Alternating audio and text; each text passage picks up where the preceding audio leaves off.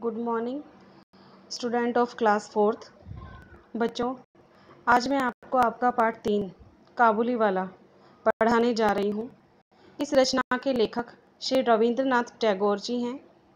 वे स्वयं लेखक बने हुए हैं इसके, और इसकी कहानी के 3 पात्र हैं, मिनी, काबुली वाला और लेखक स्वयं।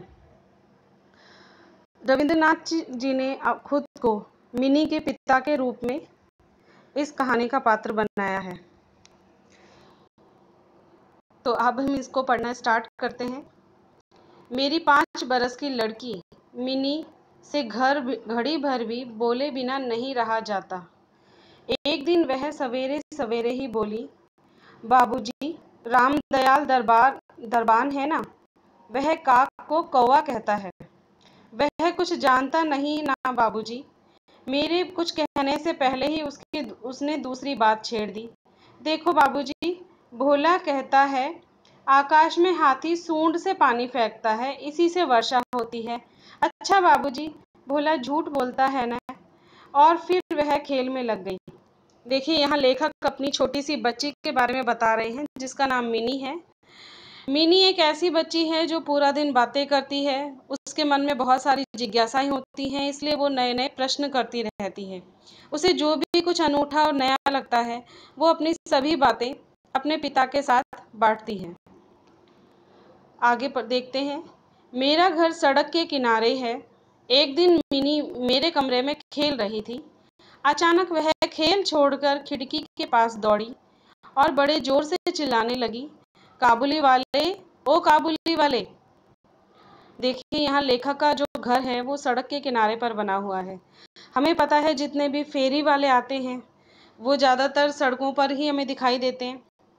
और उनकी बेटी मिनी जो कि कुछ खेल खेल रही थी, अचानक से उसने किसी फेरी वाले की आवाज़ सुनी और वह खिड़की के पास जाकर उसको ज़ोर ज़ोर से बुलाने लगी। कंधे पर मेवों की झोली लटकाए, हाथ में अंगूर की पिटारी लिए, एक लंबा सा काबुली वाला धीमी चाल से सड़क पर जा रहा था।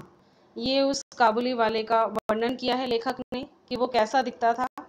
जैसे ही मकान की ओर आने लगा, मिनी जान लेकर भीतर भाग गई। जैसे ही वो उसके घर की तरफ आने लगा तो मिनी जान लेकर भीतर भाग गई, मतलब वह डर कर अंदर छुप गई। उसे लगा कि वह कहीं उसे पकड़ न ले।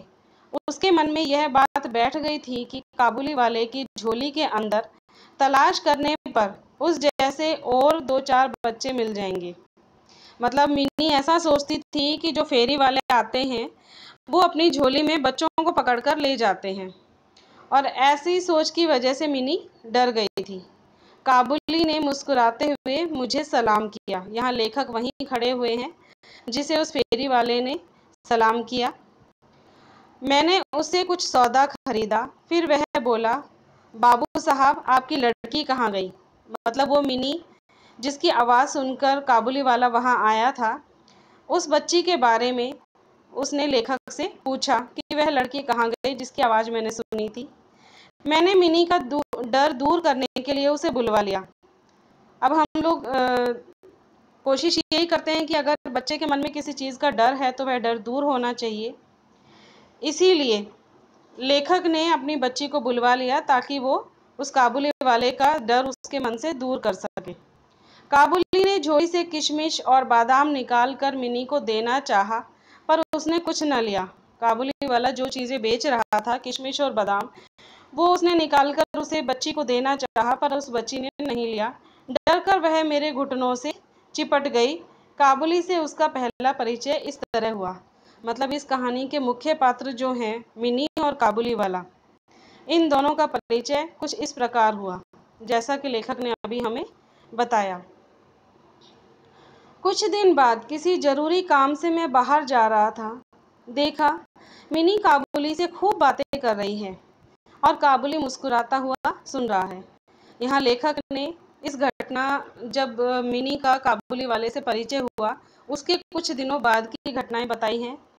एक दिन लेखक किसी कार्य से जब बाहर निकल रहे थे तो उन्होंने देखा कि मिनी उस काबुली वाले से खूब घुल मिलकर बातें कर रही थी और काबुली वाला मुस्कुराते हुए उसकी बातें सुन रहा था। मिनी की झोली किशमिश बादाम से भरी हुई थी। मतलब उसने बहुत सारे किशमिश और बादाम काबुली वाले से ले लिए थे। मैंने काबुली को अठन्नी देते हुए कहा, इसे यह सब क्यों दिया? देखिए, यह बहुत पुराने समय की बात है। उस समय अठन्नी यानी कि 50 पैसे की कीमत बहुत हुआ करती थी। तो लेखक ने 50 पैसे उसे काबुली वाले को देकर कहा कि इसे यह सब क्यों दिया? मतलब वो नहीं चाहते थे कि मुफ्त में काबुली वाले से मिनी कोई भी चीज़ ले। अब मत देना। फिर मैं बाहर चला गया। लेखक ने जो पैसे काबुली वाले को दिए और लेखक वहाँ से चले गए। कुछ देर तक काबुली मिनी से बातें करता रहा। कुछ देर तक वह फेरी वाला उसे बातें करता रहा मिनी से। जाते समय वह अठन्नी मिनी की झोली में डालता गया और जाते जाते जो कीमत उसे अपने सौदे की मिली थी, मतलब जो काजू किशमिश उसने मिनी की झोली में डाले थे, उसकी कीमत लेखक ने दे दी थी उस फेरी वाले को, परंतु उसने वो कीमत नहीं ली और उसे वह मिनी की झोली में डालकर चला गया। जब मैं घर लौटा तो देखा कि मिनी की माँ काबुली से अठन्नी लेने के कारण उस पर बहुत गुस्सा हो रही थी। काबुली प्रतिदिन आता रहा, उसे किशमिश बादाम देकर मिनी के छोटे से हृदय पर काफ़ी अधिकार जमा लिया। दोनों में रोजाना खूब बातें होती और वे खूब हंसते। रहमत काबुली को देखते ही मेरी लड़की हंसती हुई पूछती, काबुली वाले तुम्हारी झोली में क्या है? रोजाना काबुली वाले से मिलते मिलते मिनी के मन में उसके लिए बहुत सारी जगह बन गई थी। मतलब मिनी अब उसे पसंद करने लगी थी। दोनों खूब रोजाना हंसते बातें करते और इस तरह से दिन बीतते गए। और देखते ही देखते जब भी काबुली वाला उसे दिखाई देता तो मिनी हंसती हुई उसे छेड़ती और पूछती, तुम्हारी झोली में क्या है? रहमत हंसता हुआ कहता, हाथी। रहमत उस काबुली वाले का नाम बताया है। फिर वह मिनी से कहता, तुम ससुराल कब जाओगी? मतलब वह भी उसे चिढ़ाने की कोशिश करता, उसे छेड़ता। इस पर वह उल्टे रहमत से पूछती, तुम ससुराल कब जाओगे? अब बच्चे जैसे हमारी बातें रिपीट करते हैं, यानी कि हमारी बातों को दोहराते हैं। तो जब काबुली वाला मिनी से पूछता कि तुम ससुराल कब जाओगी, तो वह भी उल्टे उससे पूछती कि तुम ससुराल कब जाओगे। रहमत अपना मोटा घूसा तान कर कहता, हम ससुर को मारेगा। इस पर मिनी खूब हंसती। इस तरह की हंसी मजाक उन दोनों के बीच चलती रही। हर साल सर्दियों के अंत में काबुली अपने देश चला जाता। जाने से पहले वह सब लोगों से पैसा वसूल करने में लगा रहता। मतलब वह पूरे साल भर लेखक की जितना भी जो वहाँ का क्षेत्र था, वहाँ पर वो फेरी लगा लगा कर अपना सामान बेचता और मौसम के अंत में जब उसे अपने देश जाना होता तब वह अपना उधार का पैसा सबसे लेने लगता। उसे घर घर घूमना पड़ता, मगर फिर भी वह प्रतिदिन मिनी से एक बार मिल जाता। मतलब वो समय उसके लिए बहुत व्यस्त होता था, लेकिन फिर भी वह मिनी से मिलने एक बार जरूर आता। एक दिन सवेरे मैं अपनी कमरे में बैठा हुआ कुछ कर रहा था। ठीक उसी समय सड़क पर बड़े जोर का शोर सुनाई दिया। यहाँ लेखक अपने कमरे में बैठे किसी कार्य में व्यस्त थे। तभी उन्हें एक शोर सुनाई दिया। देखा तो पाया कि अपने उस रहमत को दो सिपाही बांधे लिए जा रहे हैं। उसने देखा कि रहमत को दो सिपाही यानी कि पुलिस वाले उसे बांध कर ले जा रहे हैं। रहमत के कुर्ते पर खून के दाग हैं और सिपाही के हाथ में खून लगा छुरा। मतलब रहमत ने कोई अपराध किया और उस अपराध के आरोप में पुलिस उसे गिरफ्तार करके ले जा रही थी। कुछ सिपाही से और कुछ रहमत के मुंह से सुना कि हमारे पड़ोस में रहने वाले एक आदमी ने रहमत से एक चादर खरीदी थी। उसके कुछ रुपए उस पर बाकी थे जिन्हें देने से उसने इनकार कर दिया था। बस इसी पर दोनों में बात बढ़ गई और काबुली ने उसे छुरा मार दिया। मतलब लेखक के पड़ोस के रहने वाला कोई व्यक्ति था जिसने काबुली वाले से एक चादर खरीदी थी और उसके कुछ पैसे उस पर उधार थे। और काबुली वाला जब उससे पैसे लेने गया तो उस व्यक्ति ने देने से इनकार किया और वाद विवाद उनका इतना बढ़ गया कि काबुली वाले ने उसे छुरा मार दिया और इसी आरोप में पुलिस वाले उसे पकड़कर ले जा रहे थे। इतने में काबुली वाले कहती हुई मिनी घर से निकल आई। अब जैसे ही रहमत की आवाज़ मिनी ने सुनी तो वो काबुली वाले करते बाहर आ गई। रहमत का चेहरा क्षण भर के लिए खिल उठा। मिनी को देखते ही उसके चेहरे पर मुस्कान आई। मिनी ने आते ही पूछा, तुम ससुराल जाओगे? वही जिन बातों को लेकर वो एक दूसरे को छेड़ा करते थे, एक दूसरे को चिढ़ाया करते थे, वही प्रश्न मिनी ने फिर से किया। रहमत ने हंसकर कहा, हाँ वहीं तो जा रहा हूँ। रहमत को लगा कि मिनी उसके उत्तर से प्रसन्न नहीं हुई। तब उसे घूंसा दिखाकर कहा, ससुर को मारता पर क्या करूं, हाथ बंधे हुए हैं। अब मिनी को लगा कि हाँ वो रहमत चला जाएगा वहां से, तो वह प्रसन्न नहीं हुई। तब रहमत ने उसे खुश करने के लिए कहा घूंसा दिखाकर कि मैं ससुर को मारता लेकिन मेरे हाथ बंधे हुए हैं। छुरा चलाने के अपराध में रहमत को कई साल की सजा हुई। काबुली का ख्याल धीरे धीरे मेरे मन से उतर गया और मिनी भी उसे भूल गई। यहाँ समय बीतता चला गया और अब आगे की घटना कुछ सालों के बाद की बताई गई है। कई साल बीत गए। आज मेरी मिनी का ब्याह है। यहाँ लेखक की बच्ची जो कि 5 वर्ष की थी, वो अब बड़ी हो गई है, विवाह योग्य हो गई है। और इतने सालों के बाद की जो घटना थी वो लेखक यहाँ बता रहे हैं। लोग आ जा रहे हैं। मैं अपने कमरे में बैठा हुआ खर्च का हिसाब लिख रहा था। इतने में रहमत सलाम करके एक और खड़ा हो गया।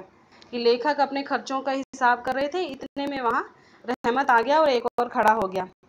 पहले तो मैं उसे पहचान ना सका, मतलब कई वर्षों के बाद जब उन्होंने रहमत को देखा तब वो उसे पहचान नहीं पाए।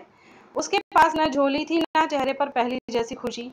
अंत में मैं उसकी ओर ध्यान से देखकर पहचाना कि यह तो रहमत है। जब लेखक ने ध्यान दिया कि यह कौन है, तब वह उसकी पहचान कर पाए। मैंने पूछा, क्यों रहमत, कब आए? कल ही शाम को जेल से छूटा हूँ, उसने बताया। मैंने उससे कहा, आज हमारे घर में जरूरी काम है, मैं उसमें लगा हुआ हूँ, तुम जाओ फिर आना। लेखक को लगा कि वो शायद फिर से कोई सौदा करने आया है, तो उसने कहा कि मैं तुमसे बाद में मिलता हूँ, आज मेरे घर में कुछ जरूरी कार्य है, तुम जाओ फिर आना। वह उदास होकर जाने लगा। दरवाजे के पास रुककर बोला, जरा बच्ची को देख नहीं सकता? मतलब रहमत वहाँ आज भी मिनी के लिए ही आया था। वह उस बच्ची से मिलना चाहता था। शायद उसे यही विश्वास था कि मिनी अब भी बच्ची ही है। उसे लगा कि मिनी अभी भी बच्ची होगी। वह अब भी पहले की तरह काबुली वाले ओ काबुली वाले चिल्लाती हुई दौड़ी चली आएगी। उन दोनों की उस पुरानी हंसी और बातचीत में किसी तरह की रुकावट न होगी। मतलब लेखक काबुली वाले को लगा कि मिनी आज भी उसी से वैसा ही व्यवहार करेगी जैसा वो पहले किया करती थी। मैंने कहा, आज घर में बहुत काम है, आज उसे मिलना न हो सकेगा। वह कुछ उदास हो गया और सलाम करके दरवाजे से बाहर निकल गया। अब इस बात पर रहमत बहुत उदास हो गया और वह घर से बाहर निकला। मैं सोच ही रहा था कि उसे वापस बुलाऊं, इतने में वह स्वयं ही लौट आया। अब लेखक को काबुली वाले पर थोड़ा तरस आया। उसे लगा कि शायद मुझे उसे बुलाना चाहिए। लेखक इतना सोच ही रहा था कि इतने में ही वह स्वयं ही लौट आया और बोला कि यह थोड़ा सा मेवा बच्ची के लिए लाया था, उसे दे दीजिएगा। मतलब काबुली वाला आज भी मिनी की मनपसंद मेवा लेकर के आया था। मैंने उसे पैसे देने चाहे पर उसने कहा, आपकी बहुत मेहरबानी है बाबू साहब, पैसे रहने दीजिए। फिर जरा ठहर कर बोला, आपकी जैसी मेरी भी एक बेटी है, मैं उसकी याद करके आपकी बच्ची के लिए थोड़ा सा मेवा ले आया करता हूँ, मैं यहाँ सौदा बेचने नहीं आता। और अंततः रहमत काबुली वाले ने अपने मन की बात लेखक को बताई कि वह मिनी को फ्री में यानी कि मुफ्त में इतनी मेवा क्यों देकर जाता था। वह मिनी को अपनी बच्ची समान मानता था क्योंकि काबुली वाले की भी एक उसी के उम्र की बेटी थी और वह अपनी बेटी का अक्स उस बच्ची में देखा करता था, इसीलिए वह उसके लिए मेवा लाता था। उसने अपने कुर्ते की जेब में हाथ डालकर कागज का एक टुकड़ा निकाला। देखा कि कागज पर छोटे से हाथ के नन्हे पंजों की छाप है। उसने एक कागज का टुकड़ा दिखाया जिस पर किसी बच्ची के हाथों से छाप ली हुई है, नन्हे नन्हे हाथों से। हाथ में थोड़ी सी कालिख लगाकर कागज पर उसकी छाप ली गई है। अपनी बेटी की इस याद को छाती से लगाकर रहमत हर समय कलकत्ता की गली कूचों में सौदा बेचने आता था। यहाँ लेखक ने अपने शहर का नाम भी बताया है कि वो कहाँ के थे। कोलकाता। कोलकाता में यह सौदा बेचने आया करता था रहमत। देखकर मेरी आंखें भर आई। सब कुछ भूलकर मैंने उसी समय मिनी को बाहर बुलवाया। अब लेखक काबुली वाले के मन की बात समझ चुका था पूरी तरह से और वह भी भावुक हो गया। विवाह की पोशाक और गहने पहने मिनी शर्म से सिकुड़ी मेरे पास खड़ी हो गई। जैसे लेखक ने मिनी को बुलाया तो मिनी बाहर आ गई। अब वह बड़ी हो चुकी थी। उसने अपने शादी का जोड़ा पहना था और गहने पहन पहने थे और वो एक बड़ी लड़की की तरह से शर्माकर लेखक के पास यानी अपने पिता के पास खड़ी हो गई। उसे देखकर रहमत काबुली पहले तो सक पका गया, मतलब पहले तो वो आश्चर्य में रह गया। उससे पहले जैसी बातचीत करते न बनी, अब वह बच्चों की तरह से उससे मजाक नहीं कर सकता था। बाद में हंसता हुआ बोला, लली सास के घर जा रही है क्या? मिनी अब सास का अर्थ समझती थी, मारे शर्म के उसका मुंह लाल हो गया। मतलब जब मिनी बची थी तो वह सास का मतलब नहीं समझती थी, परंतु अब वह उसका अर्थ भली भांति समझती थी, इसलिए वह शर्माकर अंदर चली गई। मिनी के चले जाने पर एक गहरी सांस भरकर रहमत वहीं जमीन पर बैठ गया। उसकी समझ में यह बात एकाएक स्पष्ट हो चुकी थी कि उसकी बेटी भी इतने दिनों में बड़ी हो गई होगी।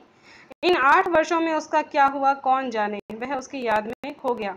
मतलब मिनी को इस उम्र में देखकर, इतनी बड़ी होते देखकर, शादी के जोड़े में देखकर उसे भी यह बात का अंदाजा हो गया कि उसकी बेटी भी इतनी ही बड़ी हो गई होगी। जाने वह कैसी दिखती होगी और जाने अब वह किस परिस्थिति में होगी। ये सब सोचकर वह रहमत उन बातों में खो गया। मैंने कुछ रुपए निकालकर उसके हाथ पर रख दिए। यहाँ लेखक ने रहमत को कुछ रुपए दिए और कहा, रहमत तुम अपनी बेटी के पास अपने देश चले जाओ।